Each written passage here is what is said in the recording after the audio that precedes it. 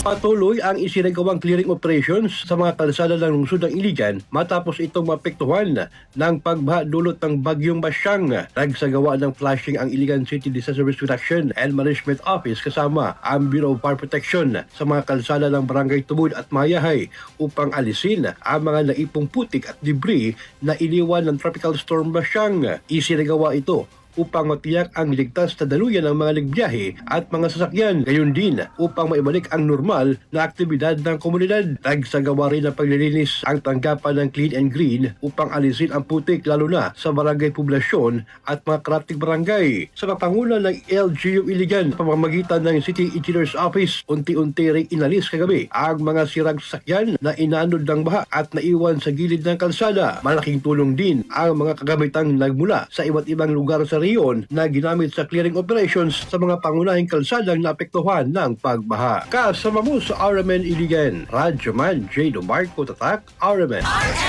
Network News.